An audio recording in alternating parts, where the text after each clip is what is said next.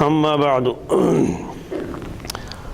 أعوذ بالله من الشيطان الرجيم بسم الله الرحمن الرحيم صراط الذين أنعمت عليهم غير المغضوب عليهم ولا الضالين آمین۔ سورہ فاتحہ کے ختم پر آمین کہی جاتی ہے۔ سورہ فاتحہ کے ختم پر سب سے پہلے یہ دیکھنا ہے کہ یہ آمین کیا چیز ہے۔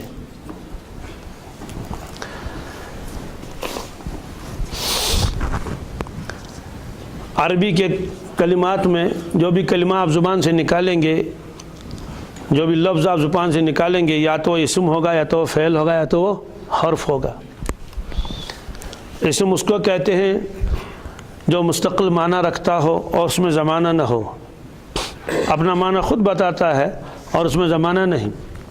جیسے مسجد المانی مسجد، کتاب المانی کتاب، بیت المانی گھر، ارض المانی زمین، شمس المانی سورج، قمر المانی چاند۔ ان تمام کلمات کے اندر معنی تو ہوتے ہیں لیکن زمانہ ان میں نہیں ہوتا ہے۔ تو یہ اسم کی تعریف کی ہے۔ اسم ایک ایسا لفظ ہے جو اپنا معنی خود بتائے اور تینوں زمانوں میں سے کوئی زمانہ اس کے اندر نہ پایا جائے، یہ تعریف ہے اسم کی۔ فعل ایک ایسا کلمہ ہے کہ جو اپنا معنی بھی خود بتائے اور معنی کے ساتھ ساتھ تینوں زمانے میں سے کوئی نہ کوئی ایک زمانہ اس میں ضرور پایا جاتا ہو۔ جیسے آپ نے کہا کتبہ، اس نے لکھا، شربہ اس نے پیا، قرأ اس نے پڑھا، یا قرأت میں نے پڑھا۔ اس میں تو ایک تو معنی اس نے بتائے پڑھنے کے، ساتھ ساتھ میں اس نے زمانے پر بھی دلالت کی کہ یہ کام گزشتہ زمانے میں ہو چکا ہے یا آئندہ ہوگا۔ مثلا اکتب میں لکھ لوں گا، اس کا مطلب یہ ہے کہ اس لفظ میں ایک تو معنی بھی آئے لکھنے کے اور دوسرا زمانے کی طرف بھی اشارہ ہو گیا کہ یہ کام آئندہ ہونے والا ہے، تو اس کو فعل کہتے ہیں۔ تو ایک ہوتا ہے اسم، ایک ہوتا ہے فعل، ایک ہے حرف۔ حرف کیا ہے؟ حرف مستقل معنی نہیں رکھتا ہے، زمانے سے بھی خالی، مستقل معنی بھی اس کے نہیں ہوتے ہیں، بلکہ وہ کام میں آتا ہے کہ وہ جوڑنے کے کام میں آتا ہے۔ جب تک اس کے ساتھ اور کوئی لفظ نہیں ملائیں گے تب تک وہ کامل معنی نہیں دیں گے۔ جیسے فی معنی میں، من معنی سے۔ کوئی آدمی کہے گا ذرا اس کے بھی تو معنی نکلے، فی معنی میں، من معنی سے، علی معنی پر، معنی لیے، کامل معنی نہیں۔ آپ نے کہا پر کس پر؟ جب تک آپ اس کو نہیں کہیں علی راس سر پر، علی سقف چھت پر، فی الجیب جیب میں، فی المسجد مسجد میں، جب تک دوسرا لفظ اس کے ساتھ نہیں لگائیں گے تب تک معنی کامل نہیں ہوں گے۔ یہ تین چیزیں ہو گئی جی، اسم، فعل اور حرف۔ پہلے زمانے میں تو پڑھاتے تھے، اب تو سنا ہے کہ اب تو پڑھاتے بھی نہیں۔ گرامر پہلے مستقل پڑھاتے تھے، یاد کراتے تھے، تعریفات یاد کراتے تھے۔ تو بہرحال تیسرا ہوتا ہے حرف، جس کو آج کل کے مروجہ زبان میں ایک ہوتا ہے ناؤن، ایک ہے ورب، ایک ہے کنجکشن۔ ناؤن کے معنی اسم کے آتے ہیں، ورب فعل کو کہتے ہیں، اور کنجکشن حرف کو کہتے ہیں۔ تین چیزیں ہو گئی۔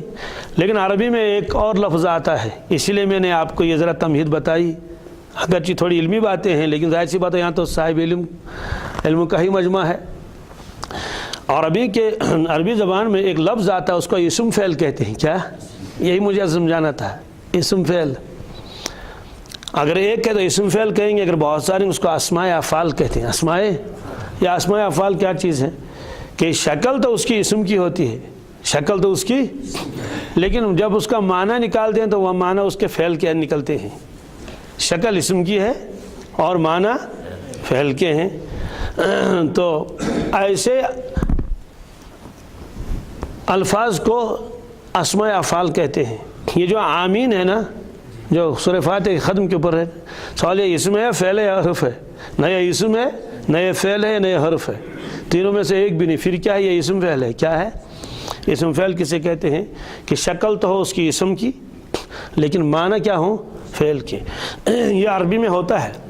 عربی میں مثلا رویدہ، کیا رویدہ امہل کے معنی میں ہے۔ امہل کے معنی میں چھوڑ دو اس کو، امہل معنی چھوڑ دو۔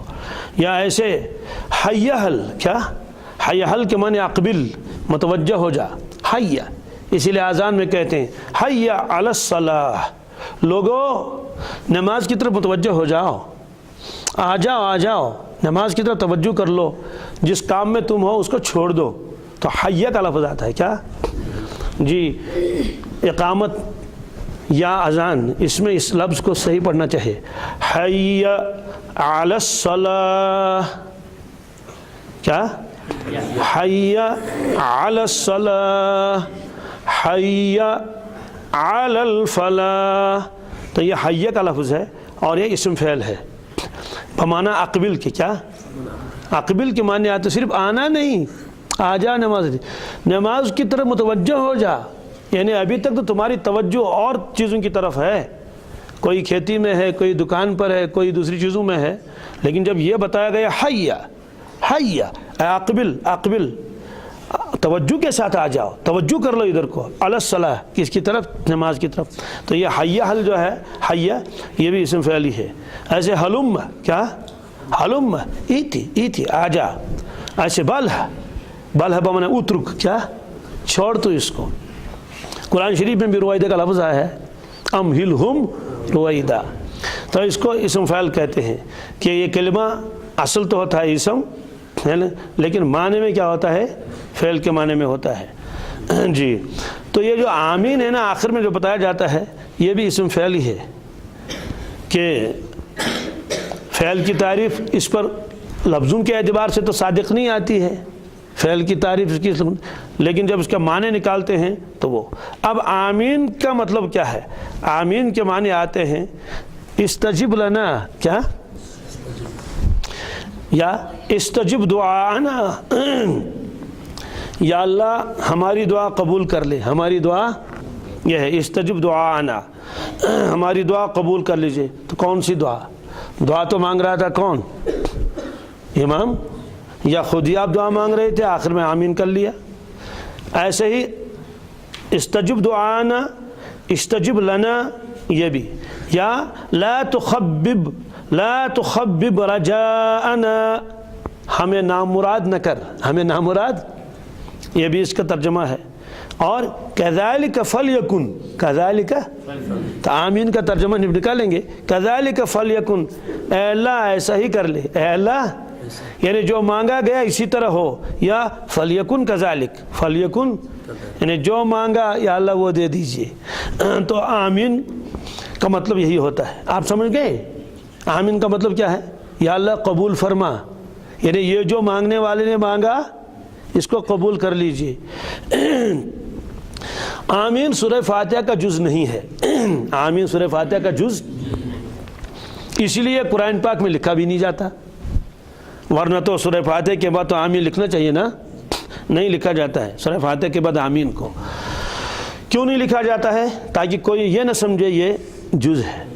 جیسے آپ تلاوت سے پہلے اعوذ باللہ من الشیطان الرجیم پڑھ لیتے ہیں، ظاہر سی بات ہے آپ کسی صورت کے شروع میں اعوذ باللہ من الشیطان الرجیم نہیں دیکھیں گے، حالانکہ قاریوں کے یہاں اس کا پڑھنا بہت ضروری ہے، لیکن لکھا نہیں جائے گا۔ بسم اللہ الرحمن الرحیم صورتوں کے شروع میں لکھا جاتا ہے، اس کی تو بحث آ گئی، جب بسم اللہ الرحمن الرحیم شروع ہوا تھا تو اس کو بھی صورت سے الگ لکھا جاتا ہے، کیونکہ منزل من اللہ تو ہے، آسمان سے تو اللہ تعالیٰ نے اس کو نازل فرمایا بسم اللہ الرحمن الرحیم کو، لیکن کسی صورت کا جز بنا کر نہیں، اس کی بحث تو آ گئی سورہ نمل میں بطور آیت کے ہے، لیکن آمین کو اللہ تعالیٰ نے آسمان سے نازل نہیں فرمایا، یہ ہے اصل مطلب۔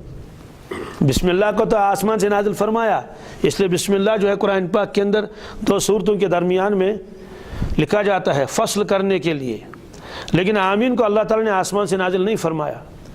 پھر آمین الحمد شریف کے بعد کیوں آمین کا لفظ کہا جاتا ہے؟ اور یہی تو ہے سنت کہ اکیلے نماز پڑھ لے تب بھی آمین کہے، اور اگر امام ہے تو وہ بھی آمین کہے، اور اگر مقتدی ہیں تو وہ بھی آمین کہیں۔ کہتے ہیں کہ یہ اللہ کے نبی صلی اللہ علیہ وسلم نے اس کی تاکید فرمائی ہے کہ آمین کہا کرو۔ آمین کے بارے میں بھی روایتیں ہیں، فضائل کے بارے میں، مثلا حضرت ابو ہریرہ رضی اللہ تعالیٰ عنہ روایت فرماتے ہیں ان رسول اللہ صلی اللہ علیہ وسلم قال اذا قال القاری غیر المغضوب علیہم ولا الضالین فقال من خلفه آمین فوافق قوله قول اہل السماء غفر له ما تقدم من ذنبه. یہ روایت مسلم شریف میں بھی ہے اور بخاری شریف میں بھی ہے، اور اس میں ایک لفظ آیا ہے وفیہ اذا قال الامام، یعنی امام جب ولدالین پر پہنچیں گے اور آپ آمین کہیے، اور جس آدمی کی آمین آسمان والوں کے آمین کے ساتھ مل جائے اس کے گناہ معاف ہو جائیں گے. اس کے گناہ، یہاں محدثین نے فرمایا یہاں چھوٹے چھوٹے گناہ مراد ہیں، اور جو نمازی ہوگا تو خود نماز سے بھی اس کے چھوٹے چھوٹے گناہ معاف ہوں گے، اور اگر پکا نمازی ہے اللہ کے فضل سے تو اس کے ذمہ بڑے گناہ ہوں گے کہاں. کون شراب پی کے مسجد میں آتا ہے، کون ڈاکہ ڈال کے مسجد میں آ جاتا ہے، ظاہر سی بات ہے، کون کسی کا خون کر کے مسجد میں آ جائے گا. عام طور سے جو پختہ نمازی ہوتے ہیں اللہ تعالیٰ نماز کی برکت سے ان کو ان گناہوں سے بچا لیتا ہے، بشرطے کہ وہ نماز ہو، دھیان کے ساتھ ہو، توجہ کے ساتھ ہو. اور یہ وعدہ ہے اللہ تبارک تعالیٰ کا ان الصلاۃ تنہی عن الفحشاء والمنکر، کہ نماز بے شک روکے گی انسان کو تمام فاحشات سے، تمام برائیوں سے، حرام سے تو بدرجہ اولا بچا لے گی. اور اگر کوئی نماز پڑھتا ہے پھر بھی نہیں بچتا ہے، اس کا مطلب ہے ابھی اس کی نماز کامل نہیں ہے. یہ ایک روایت ہے. دوسری روایت ترمذی میں ہے، فرمایا اذا اما الامام فامنوا، فرمایا جب امام آمین کہے تم بھی آمین کہو. فإنه من وافق تامینہ تامین الملائکہ، اس لیے کہ فرشتوں کے آمین کے ساتھ جس کی آمین مل گئی غفر له ما تقدم من ذنبہ، تو اس کے پچھلے گناہ معاف ہو جائیں گے. اصل میں یہاں ملائکہ کا تذکرہ آیا، آسمان والوں سے وہی مراد ہیں فرشتے. تو ممکن ہے آسمان کی اور بھی مخلوق اس وقت آمین کہتی ہو، چونکہ فرشتے بھی نماز میں آتے ہیں، نماز کے ساتھ جماعت کے ساتھ فرشتے بھی داخل ہو جاتے ہیں نماز میں. اسی طرح صالح جنات بھی. ایک حدیث پاک میں ہے کہ خطبہ جب شروع ہو جاتا ہے جمعہ کے دن، تب تک تو وہ فرشتے رجسٹر لے کر کھڑے رہتے ہیں اور نام لکھواتے ہیں کون کس وقت آ گیا. لیکن جب خطبہ شروع ہو جاتا ہے تو وہ اپنا رجسٹر بند کر کے وہ بھی خطبہ سننے میں مشغول ہو جاتے ہیں، حالانکہ ان پر خطبہ سننا فرض تو ہے ہی نہیں اور وہ مکلف ہے ہی نہیں. لیکن جب خطبہ شروع ہو جاتا ہے تو وہ بھی اس کو سن لیتے ہیں. جیسے قرآن پاک کی تلاوت ہوتی ہے تو فرشتے تلاوت سن لیتے ہیں. تو یہ فرشتے نماز میں بھی آ کے شمولیت کر لیتے ہیں. فرشتوں کی ایک جماعت یہ بھی ہے. تو فرشتے نے بھی بغل میں آمین کہی اور آپ نے بھی آمین کر لی. اگر دونوں کی آمین مل گئی، ملنے کا مطلب یہ ہے کہ دونوں نے ایک ساتھ میں آمین کا لفظ کہہ دیا، تو فرمایا کہ اس آمین کرنے والے کے گناہ معاف ہو جائیں گے. تو معلوم یہ ہوا کہ ملائکہ بھی اس وقت کیا کرتے ہیں، آمین کر لیتے ہیں. تو یہ آمین کس کس کو کرنی ہے؟ یہ آمین جو ہے وہ اکیلے نماز پڑھ لے اس کے لیے بھی سنت ہے، اور اگر امام ہو اس کے لیے بھی سنت ہے، اور اگر مقتدی اس کے لیے بھی سنت ہے. یہاں تک تو آمین کی بحث ہوئی. سب لوگ کہتے ہیں، کسی کا اس میں انکار نہیں. آگے مسئلہ ہے اس آمین کو زور سے پڑھنا چاہیے یا آہستہ پڑھنا چاہیے، یہ اصل مسئلہ ہے. اس میں کیا ہے، بہت روایتیں ہیں جس میں تذکرہ ہے آہستہ پڑھنے کا. کس کا؟ آہستہ پڑھنے کا. اور ایک روایت ترمذی میں ہے، اس میں زور سے پڑھنے کا تذکرہ ہے. اب میں وہ روایتیں آپ کو سنا لیتا ہوں. حضرت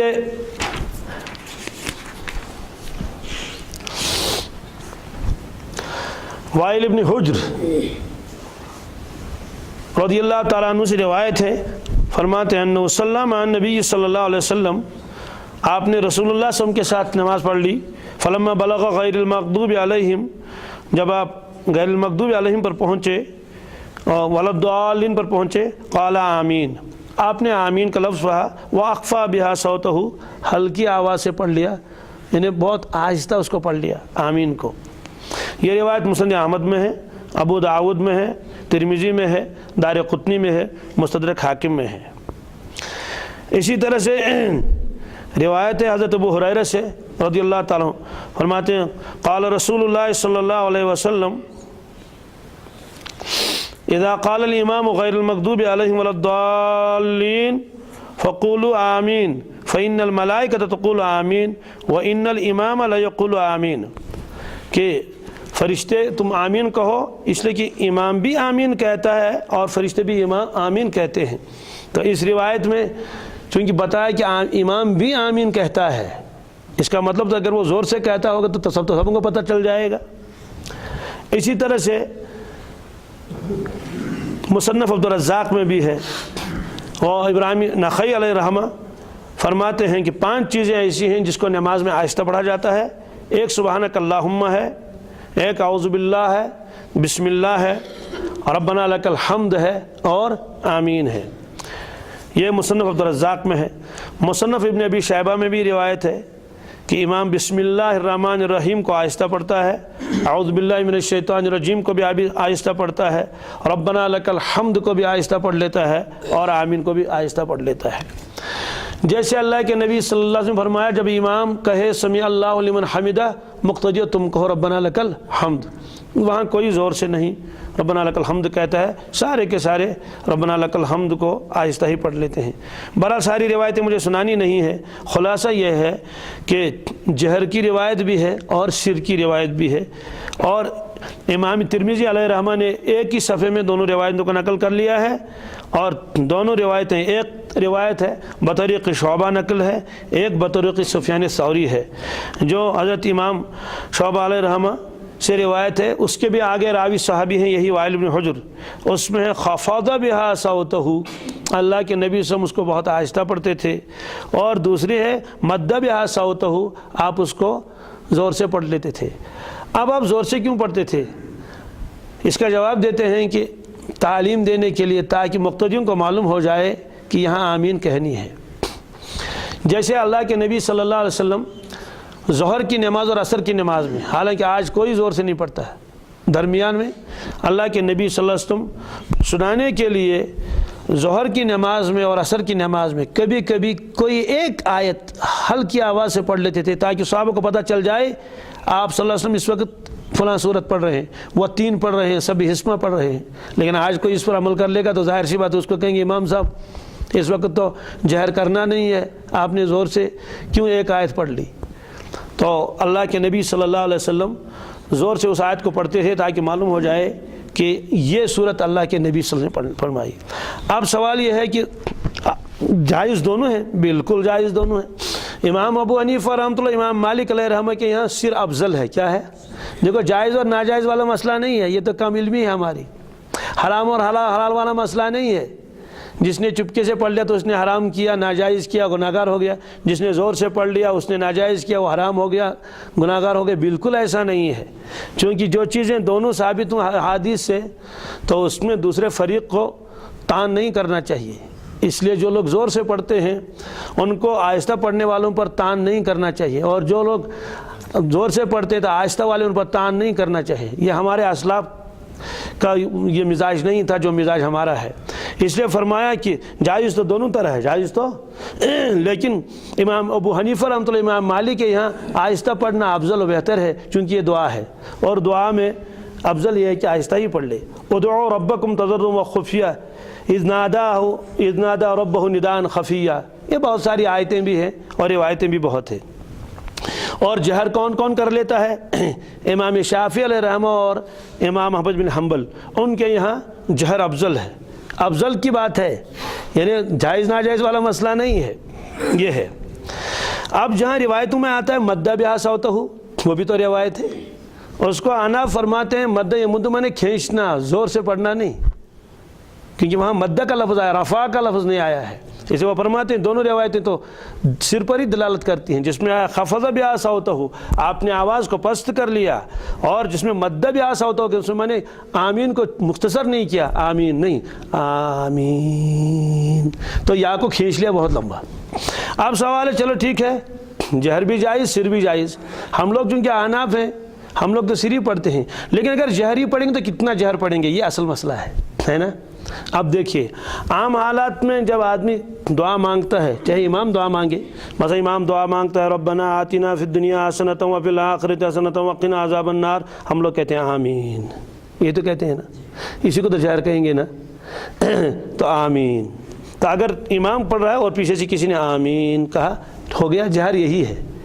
تو اس میں کیا کوتاہی ہوتی ہے، آپس میں جب ضد ہوتی ہے، اللہ تعالیٰ بچائے، تو ایک دوسرے کی ضد کی وجہ سے ایک آدمی مسجد میں یا دو آدمی مسجد میں جہر کرنے والے ہوں گے، اتنے زور سے جہر کریں گے کہ جب تک باہر تک آواز نہیں جائے گی تب تک تسلی نہیں آئے گی۔ ظاہر سی بات اگر جہر بھی کرنا ہے تو اس سے بھی تو جہر ہوا، آمین، جہر تو ہو گیا۔ تو بعض مرتبہ دیکھا اتنے زور سے آدمی آمین کہتا ہے کہ بہت دور تک آواز جاتی ہے، اور بعض مسجدوں میں اب جھگڑے بھی ہو گئے، کہتے ہیں کہ حتیٰ بچی بڑی کرا دِوان اَسہِ تھٲیزِ وٲنِج نیٖرِتھ، یہ نہ چھُ آز چھُ اَسہِ ستاونہٕ موٗجوٗب ہی کران۔ تو ظاہر سی بات ہے جس کی نیت ایسی ہو اس کو تو جہر سے آمین کرنے میں کوئی ثواب نہیں ملے گا۔ ہاں اگر وہ یہ کہتا ہے کہ بھائی آمین زور سے کہنی چاہیے تو اتنا آمین زور سے کر لے کہ اس کے کان بھی سن لے اور دائیں بائیں جو شخص ہو وہ بھی سن لے۔ اور جہاں اللہ کے نبی صلی اللہ علیہ وسلم نے زور سے آمین کہی ہے وہاں بھی لکھا ہے کہ پہلے صف والوں نے سن لی، کن نے؟ یعنی پہلے صف میں جو آس پاس آدمی ہے وہاں تک آواز گئی، اور اللہ کے نبی صلی اللہ علیہ وسلم ظاہر سی بات ہے تو ویسے بھی زور سے نہیں بولتے تھے، تو اس لیے سر افضل ہے، اس نے ولدالین کہہ لیا اور آمین کہہ لیا۔ اور جہر اگر کوئی پڑھ لے گا، جہر بھی جائز ہے، تو جہر کے اندر ایک حد ہے۔ اب جب لڑائیاں جھگڑے ہوتے ہیں، انگریز کے زمانے میں بھی ایک مسجد میں لڑائی ہوئی، لڑائی کس پر ہوئی تھی؟ آمین پر، کہ ایک جماعت زور سے پڑھتی تھی، ایک آہستہ، مسجد ایک ہی تھی، اس میں جھگڑا ہو گیا، بہرحال آپس میں ہاتھا پائی بھی ہو گئی، اللہ تعالیٰ بچائے۔ تو انگریز جج کے پاس مسئلہ گیا، اس نے کہا بھائی جھگڑا کس پر ہے؟ اس نے سوچا شاید زمین پر جھگڑا ہو، شاید اور کوئی۔ انہوں نے کہا جناب آمین پر جھگڑا ہے۔ اس نے کہا وہ کیا ہوتا ہے، آمین پر کیا جھگڑا ہے؟ تو اس کو پہلے سمجھایا گیا مسئلہ کہ ایک ہوتا ہے آمین بالسر، ایک ہے آمین بالجہر۔ تو اس نے کہا لیکن یہ والی کون سی آمین ہے جس پر آپ نے آپس میں سر پھٹول کیا؟ تو کوئی شخص دونوں یہاں سے آمین بالقہر، سمجھا گے نا؟ تو اس نے کہا نہ یہ آمین بالسر ہے نہ یہ آمین بالجہر ہے، یہ تو آمین بالقہر ہے۔ قہر اٹھایا انہوں نے مسجد میں۔ تو ظاہر سی بات ہے یہ تو کم علمی ہے، یہ تو جہالت کی بات ہے۔ جہر بھی کر لیں گے تب بھی ثواب ملے گا۔ اور دوسری بات ہے کوئی وہ اللہ تعالیٰ بچائے کوئی پہلوانوں کا میدان تو ہے نہیں کہ حنفی نے شافی کو گرا دیا، شافی نے حنفی کو گرا دیا۔ اس لیے اعتدال ہر چیز میں ہے، آواز میں بھی اعتدال ہونا چاہیے، آمین میں بھی اعتدال ہونا چاہیے۔ ہمارے یہ پرانے بزرگ ایک دوسرے کا اتنا احترام کرتے تھے کہنے کی بات نہیں۔ کوئی آدمی جاتا تھا دیکھتا تھا کہ احناف کی مسجد ہے، سارے کے سارے لوگ آمین آہستہ کرنے والے ہیں، وہ بھی آمین آہستہ کر لیتا تھا کہ کوئی فرض واجب تو ہے ہی نہیں۔ حتیٰ کہ امام شافعی علیہ رحمہ کے بارے میں تو رفع دین کے بارے میں لکھا ہے کہ جب حضرت اس مسجد میں گئے جہاں قریب میں حضرت امام ابو حنیفہ رحمۃ اللہ کا مزار شریف ہے، تو حضرت کے کچھ اپنے تلامذہ بھی ساتھ تھے، چونکہ حضرت امام ابو حنیفہ استاد الاساتذہ ہیں، اس لیے کہ بڑا احسان ہے ان سب پر ان کا، استاد کے استاد، امام شافعی علیہ رحمہ کے استاد امام محمد علیہ رحمہ، امام محمد کے استاد امام ابو حنیفہ رحمۃ اللہ علیہ۔ تو وہاں اس مسجد میں پہنچے، اس دن نماز پڑھ لی، رفع دین کیا ہی نہیں۔ شاگرد نے کہا حضرت آپ نے رفع دین نہیں کیا؟ انہوں نے کہا کہ امام صاحب کی مسجد ہے اس لیے آج حضرت ہی کے قول پر عمل کر لیا۔ معلوم ہوا کہ وہ لوگ جانتے تھے یہ لوگ فرض اور واجب کے قبیل سے نہیں ہے کہ رفع دین نہیں کیا تو نماز ہی نہیں ہوگی، ایسا نہیں، وہاں بھی یہی ہے افضل اور غیر افضل ہے۔ تو مجھے وہ بات سنانی نہیں ہے، وہ اگر آ جائے کہیں تو وہاں میں بتا دوں گا کہ رفع الیدین جو ہے وہ بھی یہی ہے، افضل اور غیر افضل والا مسئلہ ہے۔ امام ابو حنیفہ رحمۃ اللہ کے یہاں نہ کرنا افضل ہے رفع الیدین، اور اس کے دلائل بھی ہیں، اتنی موٹی موٹی کتابیں ہیں، یہ نہیں کہ کوئی دلیل ہی نہیں ہے۔ حضرت ابن عباس رضی اللہ تعالیٰ عنہ، پوری امت کا اس کے اوپر اجماع ہے، ایسی شخصیت گزرے ہیں، اللہ اکبر۔ تو انہوں نے قد افلح المومنون جہاں پارہ 18 ہے اس میں لکھا ہے قد افلح المومنون الذین هم فی صلاتہم خاشعون۔ یہ میں نے خود دیکھا، اگر میں نے خود نہ دیکھا ہوتا شاید میں اتنے اعتماد کے ساتھ یہ بات نہیں کہہ سکتا، لیکن میں نے خود دیکھا ہے تفسیر ابن عباس میں یہ کہ قد افلح المومنون، ایمان والے تو کامیاب ہو گئے، فلاح پائی انہوں نے، الذین هم فی صلاتہم خاشعون، وہ لوگ نماز خضوع کے ساتھ پڑھ لیتے ہیں۔ تو اس میں خضوع کے اندر یہ بھی لکھا تفسیر میں کہ تکبیر تحریمہ کے علاوہ نماز میں ہاتھوں کو نہیں اٹھاتے ہیں، نماز میں ہاتھوں کو۔ اب اس میں کوئی یہ نہیں کہہ سکتا یہ روایت ضعیف ہے، اس لیے کہ وہ تو حضرت کے اپنے دست مبارک کا لکھی ہوئی تفسیر ہے، اور سب سے پہلی تفسیر جو لکھی گئی ہے اس امت میں وہ تفسیر ابن عباس ہے۔ اور اللہ کا فضل ہے تفسیر ابن عباس اس وقت بھی موجود ہے. تو دلائل بہت زبردست ہیں. اب لوگ صرف محنت کرتے ہیں انہی چیزوں پر کہ بھائی تم کیا کر لو، تم زور سے آمین کر لو بس ہم جیت جائیں گے، بھائی تم رفع دین کر لو ہم جیت جائیں گے، تم وہ کر لو. دوستو ان چیزوں کی طرف ظاہر سی بات اگر آدمی ان پر خرچ کرے گا اپنی وقت اور اپنی صلاحیتیں، ظاہر سی بات ہے کس چیز پر اس نے خرچ کر لیا، جبکہ روایتیں دونوں ہیں اس طرح کی. تو لیکن محض ان چیزوں کی وجہ سے ایک دو رسالے آدمی نے پڑھ لیے تو سارے مسلک کو ٹھکرا دے اور یہ جا کے کہے گا مجھے مسلک ہی بدلنا ہے، تو اس سے بڑے یہ تو افسوس کی بات کیا ہو سکتی ہے. تو بہرحال یہ آمین کا لفظ یہاں آیا. آمین کا لفظ قرآن پاک میں نہیں ہے، آسمان سے نازل نہیں ہوا ہے، لیکن اللہ کے نبی صلی اللہ علیہ وسلم فرمایا چونکہ سورہ فاتحہ دعا ہے، کیا ہے، اس لیے تم کیا کر لو، آمین کیا کر لو. مجھے اس وقت سورہ فاتحہ پڑھنی چاہیے نہیں پڑھنی چاہیے وہ بحث تو پھر آ چکی ہے، ممکن ہے آگے بھی آ جائے. اس میں تو بہت زبردست دلائل ہیں. اس میں ایک دلیل یہ بھی ہے دعا مانگنے والا اکیلا ہوتا ہے، آمین کرنے والے بہت سارے ہوتے ہیں. جیسے موسیٰ علیہ السلام کی دعا کا تذکرہ قرآن پاک میں ہے. موسیٰ علیہ السلام دعا مانگ رہے تھے اور حضرت ہارون علیہ السلام آمین آمین کر رہے تھے، یہ قرآن پاک میں ہے دعا مانگنے کا تذکرہ. اللہ تعالیٰ نے فرمایا قال قد اجیبت دعوتکما، اللہ نے فرمایا میں نے تم دونوں بھائیوں کا دعا قبول کر لی، حالانکہ مانگنے والا ایک ہی تھا. تو معلوم یہ ہوا کہ جب آمین کرنے کا کسی کو حکم دے دیا جائے وہ تو تب تک سن رہا ہوگا نا کہ امام مانگ کیا رہا ہے، تو جب دعا ختم ہو جائے گی تبھی تو آمین کہہ لے گا. تو بہرحال یہ آمین والی بحث تھی کہ آمین کو آہستہ کہنا افضل ہے ہمارے یہاں، اور امام شافعی علیہ الرحمہ کے یہاں جہر سے کرنا. جہر سے مراد یہی ہے کہ آدمی ہلکی آواز سے پڑھ لے تاکہ اس کے کان بھی سن لے، آس پاس والا آدمی بھی سن لے.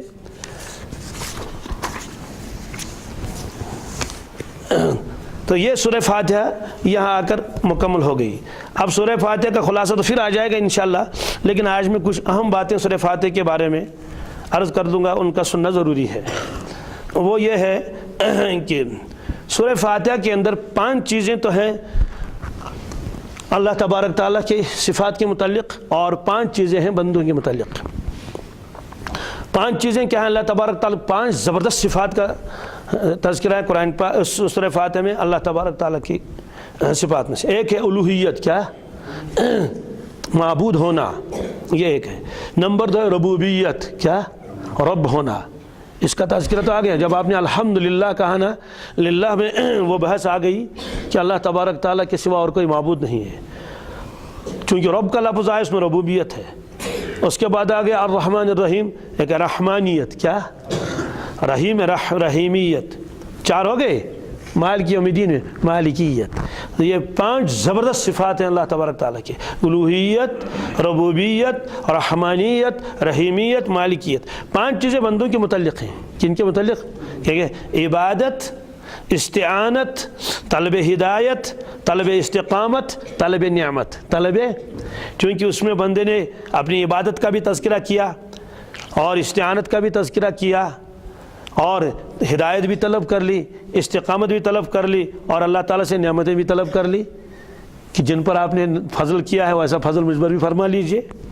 وہ ترتیب یوں ہو گئی کہ ہم خاص تیری عبادت کرتے ہیں اس لیے کہ آپ ہمارے معبود ہیں، ہم صرف آپ ہی سے مدد مانگتے ہیں اس لیے کہ آپ ہمارے مستعان ہیں اور مربی ہیں، ہم آپ ہی سے ہدایت کی درخواست کرتے ہیں اس لیے کہ آپ رحمان ہیں، تیری مہربانی تو عام ہے، ہم آپ سے استقامت کی التجا کر لیتے ہیں اس لیے کہ آپ کی صفت رحیم ہے، ہمیں تو اس سے بڑی امیدیں وابستہ ہیں، ہم امیدوار ہیں، اور غضب اور گمراہی سے بچنے کی درخواست کرتے ہیں اس لیے کہ آپ تو مالک یوم الدین ہیں.